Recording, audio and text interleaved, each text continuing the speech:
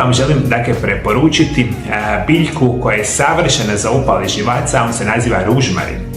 Biljka ružmarina je jedna od najpopularnijih ljekovitih biljaka na samome svijetu.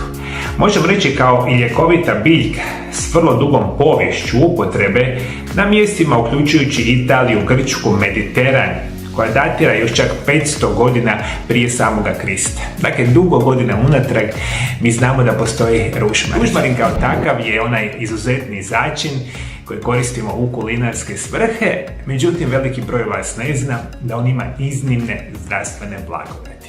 Osim prirodnog rješavanja problema sa vašim živcima, on radi još puno toga. Ružmarin prije svega možemo reći da ima izuzetno jak miris i okus, a također je prepun antioksidansima, hlapljivim uljima i drugim zaštitničkim fitokemikalijskim spojevima. Okus ružmarina opisuje se kao topao i pomalo gorak i nalazi se u istoj biljnoj obitelji kao metvica, obitelju Micee, koja se sastoji više od 7000 vrsta. I puno toga mi imamo u samom ružmarinu, hlapljivih ulja, minerala, vitamina, i oni nama prije svega osim poboljšavanja funkcioniranja živaca izvanredno dobro djeluju na funkcioniranje našega mozga. I to je jedna od onih preporuka zašto ćete konzumirati ružmarin.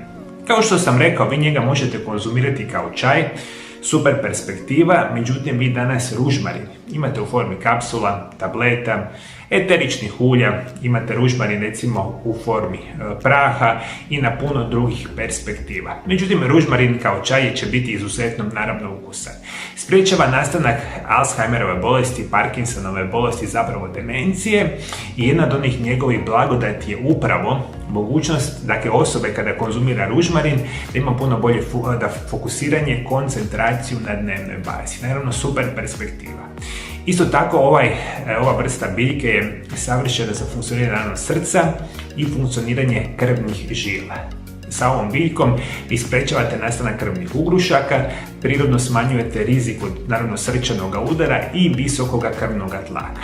Ova biljka je itekako dobra i recimo kada konzumirate čaj, svima vama koji imate gastrointestinalne tegobe, dakle žgaravica, gastritis, napuhanost, nadutost i druge probavne tegobe, sa recimo čajem od ružmarina si možete itekako pomoći. Isto tako možemo reći da ova biljka itekako zbog velike količine antioksidanasa i bioaktivnih kemikalija pomaže borbi protiv oksidativnog stresa i podržava imunološki sustav. Također je poznato da promiče zdravu cirkulaciju i brani nas od upala, što mogu dovesti do boli.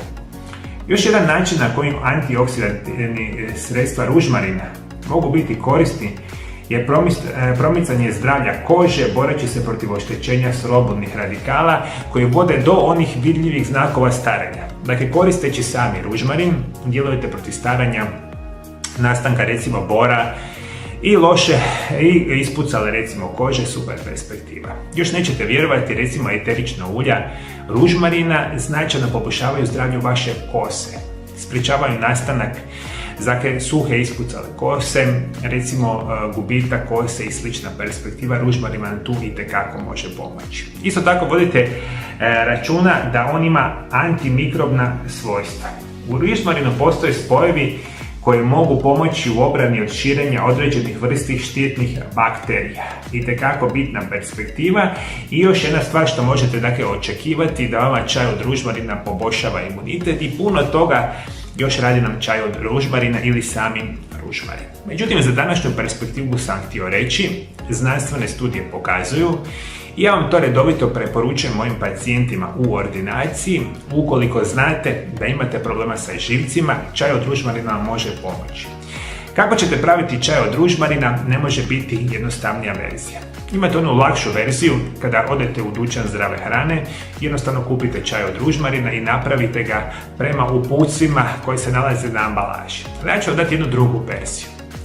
Zamislimo da imate čaj, zapravo da imate ružmarin sami kod sebe, svježi ružmarin, uzmite ga i sitno ga isjeckajte jednu malu žličicu. I tu jednu malu žličicu dodajte u 250 ml kipuće vode. Dakle, na štednjaku ugrijete vodu u jednoj posudi, dodate ružmarin i kuhajte otprilike 5 do 7 minuta. I nakon 5 do 7 minuta lijepo čaj uredno procijedite i kada ga lijepo krasno procijedite, ostavite 10 minuta neka se čaj ohladi. I tada u taj čaj dodajte jednu malu žličicu organskog meda i recimo sok od recimo četvrtine limuna. I ovo sve promiješajte, pijte ga redovito 15 dana zaredom i nakon toga dajte 15 dana pauzu.